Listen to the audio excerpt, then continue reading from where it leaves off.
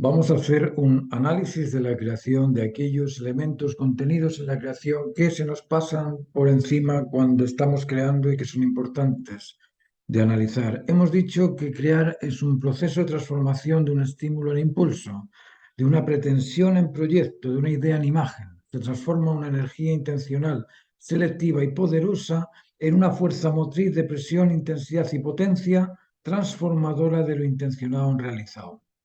Estas frases se sobreentienden, pero para entenderlo en su justa medida hay que analizar varios aspectos que se nos pasan por alto. El primero de estos aspectos es que crear, a pesar de ser el resultado de una cadena concatenada de aspectos que convergen en la transformación de una actitud en actividad, no es el fruto de una cadena de producción, porque la creación artística no es un producto fabricado, es una pieza única y distinta. La unicidad indica que se intenciona con una finalidad específica y para poder realizar esa finalidad específica distinta al resto es necesario hacer uso de libertad. ¿Qué es libertad? Aparentemente se dice o se entiende la libertad como facultad de hacer lo que se quiere, hacer lo que nos da la gana, eso es la malentendida libertad. Pero no se analiza esto porque se expresa este hacer lo que nos da la gana o hacer lo que se quiere, pero fijaos que hacer lo que nos da la gana o hacer lo que se quiere obliga a ser esclavos de la gana o de lo que se quiere. El tema es que no se entiende este significado de la libertad. Ahora, no se tiene libertad desconectada de lo que se quiere o de lo que nos da la gana. ¿Se entiende esto? La libertad entonces no es tan libertina, no es tan libertadora. ¿Por qué? Porque nos esclaviza de aquello que nos da la gana o de aquello que preferimos. Nos obliga a obrar por lo que se prefiere. Analicemos esto un poco porque es un tema bastante interesante y que nos da para rato. Decimos que la libertad es la capacidad de optar por lo que se prefiere y que está indivisiblemente ligada con lo preferido. Luego, es una capacidad de optar. Pero, ¿de qué nos sirve disponer de la capacidad de optar si no podemos liberarnos de realizar otra cosa que no sea aquello preferido o aquello que nos da la gana? Es decir, no podemos hacer algo distinto a lo que nos da la gana o aquello que preferimos, sea bueno o malo. ¿Y qué es lo preferido? Esto es algo interesante de analizar. Hacemos lo que queremos, pero lo que queremos viene en un alto porcentaje de ocasiones de nuestro exterior o de nuestro mecanismo, no de nuestra voluntad independiente. Por ejemplo, los cambios de temperatura vienen del exterior y nos obligan a optar por ciertas preferencias ajenas a nuestra voluntad. El hambre, por ejemplo, es una necesidad de nuestro mecanismo alimenticio, proviene de nuestro aparato digestivo físico, no de nuestra individualidad, intencionalidad intelectiva, conciencia. Incluso muchas de las opciones que tomamos provienen de las costumbres culturales, como la decisión de hacer una carrera. Como observáis, nos queda muy poco espacio en nuestras preferencias autónomas verdaderamente libres de la subordinación al exterior. Si la libertad reduce la opción únicamente a elegir lo preferido, porque lo preferido nos gana y solo optamos por lo que nos da la gana, deberíamos analizar si esas ganas se orientan en algo beneficioso o en algo perjudicial. Deberíamos disponer de un servidor que nos afirme y determine que la opción elegida o alternativa a tomar es aquella que nos beneficia, una vez obtenida o realizada. Es decir, tendríamos que tener esa conciencia de que, ok, nos beneficia eso que obtenemos, nos beneficia aquello que realizamos, si nos beneficia, optamos por ello. Pero si no tenemos esa evaluación previa, es mejor no tomar esa alternativa. Ese servidor es y forma parte de nuestra integridad humana. Ese servidor se le llama prudencia. La prudencia es el servidor custodio de la opción válida. La prudencia evalúa las consecuencias de las alternativas a tomar en pocos minutos. La prudencia en sí rápidamente realiza la evaluación de alternativas mediante el análisis comparativo y crítico de las posibles consecuencias. Esto lo hace de una forma inmediata la prudencia. Aquí nos encontramos frente a una decisión que ha de basarse en una consecuencia válida, justa, satisfactoria o buena. ¿Por qué? Porque lo preferido es necesario, o porque lo preferido interesa, o porque lo preferido atrae para gozarlo. En todos y cada uno de estos casos, la necesidad aspira a ser y sentirse satisfecha. El interés busca conocimiento convincente o justo, verdadero. Y la expectación motivante espera disfrutar de lo cumplido, de lo completo, de donde se deduce que la libertad es la capacidad de optar por lo que vale, lo que satisface, lo que se ajusta o lo que beneficia. Llegamos a la lógica definición de libertad, pero que aún no está completa. ¿Por qué? Porque lo que nosotros creemos que nos vale puede no valer al inmediato. Si opto por no pagar los impuestos, no puedo exigir el derecho a los beneficios sociales. Y puede ser también que lo que creo me beneficie a mí porque me gusta o lo prefiero, y en realidad lo prefiero por ignorar la integridad humana saludable y perjudica mi salud, por ejemplo, el exceso de alcohol. A mí me puede gustar el alcohol, pero el exceso de alcohol va a acabar conmigo. Analizando el tema, podemos definir como significado libertad a libertad es la capacidad de optar por lo que beneficia siempre a todo, porque lo que beneficia siempre a todo no perjudica nunca nada. Esta frase es para enmarcarla y ponerla encima de las universidades. Libertad es la capacidad de optar por lo que beneficia siempre a todo, porque lo que beneficia siempre a todo no perjudica nunca nada. Esa definición es la definición responsable de libertad. Podría decirse que es la verdadera definición de libertad. ¿Por qué? Porque libera del reclamo, porque libera de la acusación, porque libera del rechazo. Cualquier loco puede estar en contra de su bienestar, pero se necesita estar bajo un estado de descoordinación mental para rechazar un bienestar o una satisfacción o una justicia.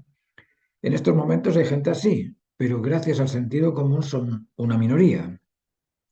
Acabamos de incorporar una condición a la creación, la libertad. Sin libertad no existe creación posible. Existen dos tipos de entidades creadas conocidas que gozan de la libertad creativa. Una es la energía intencional, selectivo y poderosa contenida en la fuerza vital originaria de la vida, esa es una, y otra es la energía intencional, selectivo poderosa particular contenida en la integridad y dignidad del ser humano. La creación del individuo sucede en el ambiente creado. Consecuentemente, es necesario el estudio del ambiente para poder comprender las posibilidades creativas de la naturaleza humana, aquello que no perjudica al ambiente. Crear es un proceso y como tal implica tiempo, espacio y velocidad. Se cree, todavía no está demostrado, pero se cree que la máxima velocidad es la de la luz. La velocidad de un fotón que no tiene masa en estado de reposo y toda su energía proviene del movimiento que ejerce. Y al carecer de masa viaja a la misma velocidad posible de 300.000 kilómetros por segundo, pero esta enorme velocidad para nosotros, a los ojos de la galaxia, es demasiado lenta. ¿Por qué? Porque el universo es inmenso. Pero en el universo existen leyes, los protones y electrones están ahí, obedeciendo las leyes de la naturaleza. Eso lo dice la física, la ciencia. ¿Cuáles son las leyes del universo implícitas en la creación, con las cuales el individuo que crea debe respetar y concordar? ¿Cuáles son esas? Primero, el ambiente externo a nuestra conciencia es un universo paralelo al de nuestras capacidades emocionales, intelectuales y de dominio. Es el universo de la creación, el universo de lo creado, y en lo creado existe un elemento por todos compartidos que se llama conectividad.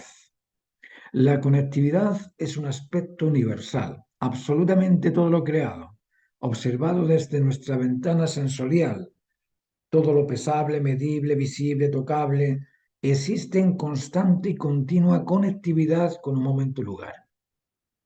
Todo está compuesto por energía y fuerza interconectadas.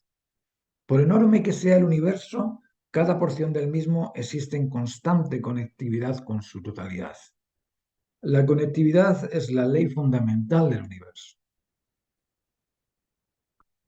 La conectividad es la ley fundamental del universo. Conectividad implica a dos conectados y el universo o en el universo existen estos dos aspectos complementarios en toda su extensión, desde los universos paralelos de los agujeros negros o gusanos, toda esta teoría de las cuerdas, pasando por la simple dualidad complementaria entre el centro y periferia de un átomo, cuya dualidad complementaria entre el protón y el electrón mantienen su conectividad, o en la dualidad complementaria entre catión y el anión en las moléculas, o en el estambre y el pistilo en las plantas, así como en el macho y la hembra, en los animales, o en el hombre y la mujer, en nuestra especie, son todas dualidades complementarias existentes en el universo de la creación. Consecuentemente, podemos afirmar que la segunda ley del universo es la ley de dualidades complementarias que facilitan la conectividad, porque una cumple o completa a su complemento directo y posibilita la conectividad. Pues ya tenemos la segunda ley, la ley de dualidad complementaria. La dualidad de aspectos contenidos en el complemento que lo completa y cumple existen en la diversidad de las especies naturales, no solo en base a la diferenciación de género, sino en base a la perpetuidad de las mismas. Además, se observa esa dualidad en el afecto vinculante, que exige de al menos dos personas, o en el convencimiento entre signo y significado, o en la creación entre autor y obra. Siempre se establece esta dualidad complementaria. Si observamos la dualidad, descubriremos que para completarse o cumplirse han de atraerse el uno al otro. Ese atractivo de la física lo denominamos gravedad en los átomos, acción-reacción o tracción o fuerza nuclear, semejante a la fuerza de la gravedad de los astros. Esa fuerza es un poder extendido por todo el universo.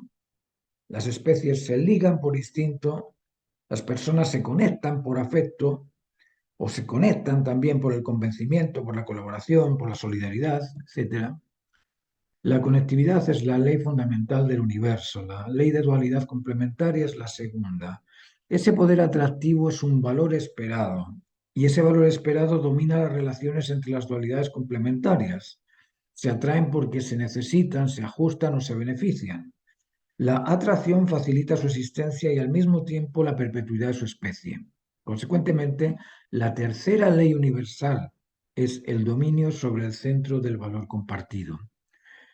Tercera ley, ley del dominio sobre el centro.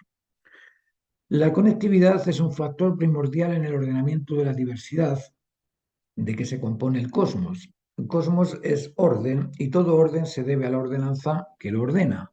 Orden, ordenado y ordenanza son una dualidad trinitaria. Para que se ordenen las múltiples diversidades es necesario el rechazo al desorden. Este rechazo al desorden se observa entre los polos similares. Dos polos positivos se rechazan para facilitar la conectividad entre los complementos. Lo mismo ocurre a nivel instintivo entre los animales o en el comportamiento de los instintos. El de protección se opone al peligro, el de mantenimiento se opone a los excesos y carencias que podrían enfermar al individuo. A nivel intelectual ocurre lo mismo, se rechaza la mentira, lo falso, lo injusto, etcétera, etcétera, etcétera. Luego, la cuarta ley es la ley del rechazo al desorden. Ya tenemos estas cuatro leyes: ley de conectividad, ley de dualidad complementaria, ley del dominio sobre el centro, la ley del rechazo al desorden. La conectividad no se establece en forma espontánea e inmediata. No es esto un gran punto. Los frutos no salen de la semilla sin el recorrido necesario para madurar. Todo lo creado pasa por un proceso de desarrollo en tres etapas. Igual que cuando se pinta un cuadro, se proporciona, se entona y se pinta. Nosotros, los humanos, pasamos un periodo de 40 semanas en el que comenzamos un periodo ovular, un periodo embrional, un periodo fetal. Después nacemos y pasamos por un periodo de infancia, adolescencia, adultez. Además, el tiempo se observa en tres fases: pasado, presente y futuro. El espacio es aquí, cerca, lejos. La creación se inicia en un periodo de formación, de crecimiento y de cumplimiento. En todo lo creado intervienen procesos de desarrollo. Por lo mismo, decimos que la quinta ley es la ley del proceso de desarrollo en tres etapas. Todo acto creado es único y la unicidad existe en el cosmos. No existen dos galaxias iguales, ni dos planetas iguales, ni dos personas iguales, ni dos ojos iguales, ni dos huellas dactilares iguales, ni dos gotas de lluvia iguales, de donde se deduce que todo lo creado es producto resultante de una finalidad específica. Esta es una constante universal y la declaro ley. La sexta ley del universo es la ley de la finalidad específica. Luego tenemos la ley de conectividad, que es la ley fundamental del universo, la ley de dualidad complementaria, la ley del dominio sobre el centro, la ley del rechazo al desorden, la ley del proceso de desarrollo en 3 etapas y la ley de la finalidad específica. Todo esto hablando del ambiente exterior donde nosotros existimos como parte de esa totalidad macra, llamémosle universo, cosmos, como queráis llamarle. Nosotros somos un punto dentro de esa totalidad, pero somos un punto completo, un punto cumplido. Y esa es la séptima ley de la creación, que todo está completo, todo está cumplido, toda existencia está completa acorde con la naturaleza directiva inherente. Hay una naturaleza directiva inherente en todos los aspectos de esta creación que nos dice que debemos ordenarnos de acuerdo con la ordenanza que mantiene el orden. Todos existen ordenados menos la especie humana, que desgraciadamente aún no reconoce su integridad e identidad. Estas 7 leyes conforman el ambiente en el que el autor, el ser humano, va a crear. Pero sin el conocimiento de estas 7 leyes podría crear lo que prefiere, siendo contrario a lo que se debe. Decíamos que la libertad es la capacidad de optar por lo que beneficia siempre a todo. Ahora conocemos los fundamentos del todo. Por lo mismo, hay que crear obras que conecten al apreciador con lo apreciado, que establezcan la dualidad entre un centro protagónico y la periferia complementaria, algo valioso de calidad, algo que armonice con el universo siendo universal y trascendente, de calidad, comunicativo, atractivo, algo que progrese y colabore con el progreso de la calidad, algo que tome su tiempo realizarlo bien y que sea único. Para eso es necesario analizar los 7 valores del arte. Y sabemos que los valores contenidos en el arte son el valor temático, compositivo, gráfico, tonal, cromático, técnico, de calidad, comunicativo y armónico. Es decir, cada uno de estos 7 valores tienen un más y un menos. Dentro de la temática universal trascendente es superior a la temática intrascendente particular. Dentro de la composición que tenga un equilibrio es superior a aquella desequilibrada. Dentro de la gráfica, aquello que tenga precisión y destreza es mejor que aquello que no tenga destreza ni precisión. Dentro de lo tonal, aquello que manifieste los volúmenes con sus tonos correspondientes o cree una ambientación tonal bonita o ajustada, va a ser mejor que aquello que esté desajustado, aquello que sea claro-oscuro, aquellos tonos que están quemados. Cromáticamente, aquello que se enriquezca por los ordenamientos de las armonías de colores, pues lógicamente va a estar mejor que aquello que no tiene armonías. Y técnicamente, aquello que disponga de mayor calidad en cuanto a los procesos y en cuanto a los recursos, pues lógicamente va a ser mejor que aquello que técnicamente no tenga esa calidad. Luego, la calidad, la comunicación y la armonía son fruto de estos 7 valores. No olvidemos que estamos analizando los componentes de la creación. Descubrimos uno que es la libertad, otro que es el ambiente compuesto por estas 7 leyes fundamentales. Además, se precisa de una estructura creativa, un causal originario, un sujeto creador o transformador, un objeto y la imagen consecuente con la idea. Vamos a analizar esto. Perdón. La libertad de optar, para optar por lo que beneficia siempre a todo, necesitaba de la virtud, de la prudencia que evalúe si es o no válida esa opción para todo. Además, se necesita de firmeza para terminar el proyecto y templanza frente a las diferencias. Aquí estamos mencionando virtudes humanas derivadas de la libertad, porque sin libertad no habría prudencia posible. Sería una mera respuesta refleja del instinto de protección, tampoco existiría la firmeza porque por instinto reaccionarías en consecuencia y tampoco existiría la templanza sin libertad. Analizando esto podemos concluir que para crear es necesaria una serie de condiciones diferentes a las condiciones de la naturaleza directiva de los instintos. Es necesario de una identidad libre, autónoma y responsable, características estas de la condición humana. Libertad, autonomía y responsabilidad, virtudes en el autor y un ambiente compuesto de tiempo, espacio y recursos que transformar son necesarios para crear, pero nada se inicia sin un estímulo expectante por lograr algo, y ese estímulo proviene de una capacidad emocional. ¿Y qué es emoción? Emoción es la capacidad sensible que nos permite captar lo necesario. La emoción es una capacidad o condición sensible que percibe y capta sensaciones. La sensación de necesitar crear algo, sea lo que sea, proviene de esa capacidad. Esa sensación de querer o elegir o preferir crear eso que se espera realizar lo capta la emoción. Consecuentemente, además de lo antes mencionado, se precisa de una capacidad emocional que capte necesidades, pero las capta mediante sensaciones. ¿Y qué es una sensación? Sensación es una estimulación nerviosa originada por el exceso o la carencia de lo normal. Voy a explicarlo.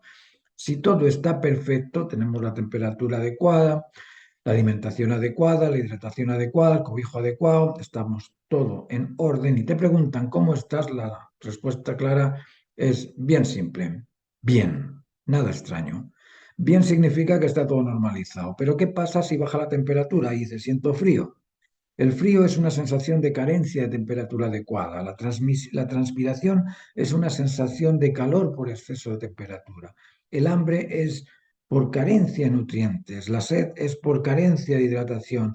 La sensación es una estimulación nerviosa derivada del exceso de la carencia del estado normal. Y los sentimientos son recuerdos de una sensación compartida que cuando ha sido conocida, disfrutada o padecida por otros, se puede comprender, se puede intercambiar, se puede compartir. Pero el hombre no puede compartir, por ejemplo, sentimientos de un embarazo. Por lo tanto, para crear es necesario la capacidad emocional de sensaciones y de sentimientos, además de lo que hemos visto anteriormente. Pero además de la emoción es necesario seleccionar de entre las necesidades percibidas las más importantes o las más complacientes o las más beneficiosas. Y esa evaluación entre lo más y menos no lo hace la capacidad sensible, no dispone de inteligencia. La capacidad sensible siente, pero no comprende. La comprensión la establece el intelecto. El intelecto es la capacidad humana que nos permite reconocer el juicio justo, la justa razón, lo ecuánime, lo concordante, lo convincente.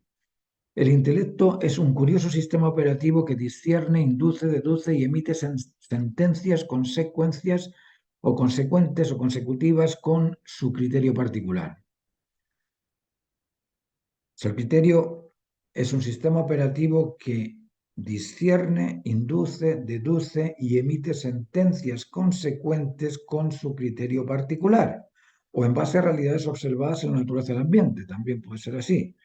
En el intelecto opera la inteligencia, que es un conjunto de aspectos necesarios para emitir juicios de valor o sentencias en base a la comparación del conocimiento a priori o a posteriori almacenado en la memoria del individuo, a lo que llamamos criterio. En la evaluación de un determinado juicio, vamos a hablar de una especie de tribunal constitucional mental, intervienen el fiscal o la duda y el defensor o la credulidad. Ambos ofrecen sus versiones a la conciencia original y adquirida por el individuo, que conforma su criterio, y en función de la amplitud de ese criterio, suma de sentimientos, conocimientos, convencimientos y experiencias del individuo, emite por comparación la razón que más se ajusta a la concordancia, correlatividad o convencimiento del individuo. El intelecto evalúa la razón de lo observado y para encontrarla analiza el porqué y el para qué del qué. O induce, deduce y discierne de eso que induce y deduce. Sabemos que todo acto se debe a la razón que lo justifica necesario y esa razón es siempre su porqué o su para qué. Acabamos de reconocer otro aspecto inserto en la creación, el intelecto, la razón y el criterio. Y, consecuentemente, si la creación debe realizarse, es necesario de cierta expectación o de un proceso completo de consecución, lógicamente derivado de la voluntad del autor. Voluntad estimulada y motivada por la expectación a disfrutar de un beneficio, el de la conquista de la obra. Recordemos los aspectos insertos en la creación. Libertad, autonomía, responsabilidad, pretensión o proyecto, virtudes de la prudencia, firmeza y templanza, capacidades emocionales, intelectuales y creativas de poder, tiempo, espacio y velocidad, un universo de posibilidades y un universo de valores, lógicamente. Ambos universos paralelos, el de la creación y el de lo establecido, han de coincidir en la conexión de dualidades complementarias dominadas por el centro vital del valor, rechazando el desorden mediante el proceso de desarrollo de la calidad de la comunicación y de la armonía, estableciendo finalidades específicas completas que beneficien siempre a todo, porque eso es ser libre. Ser capaz de optar por lo que beneficia siempre a todo, porque lo que beneficia siempre a todo no perjudica nunca nada. Espero que esta exposición haya sido de vuestro interés. Quizá la he explicado demasiado rápido, pero podéis volver a ponerla una y otra vez hasta ir comprendiendo cuáles son los aspectos contenidos en la creación. Como os digo, estos son clases de filosofía que entrego a los alumnos en mis clases de procedimientos técnicos del dibujo y la pintura. Si queréis participar de ese curso online en horarios flexibles, me dejáis un teléfono a continuación, yo os voy a dejar ahí el número y nos comunicamos y ponemos de acuerdo para ver en qué horario se puede ofrecer. Muchas gracias y hasta la próxima presentación.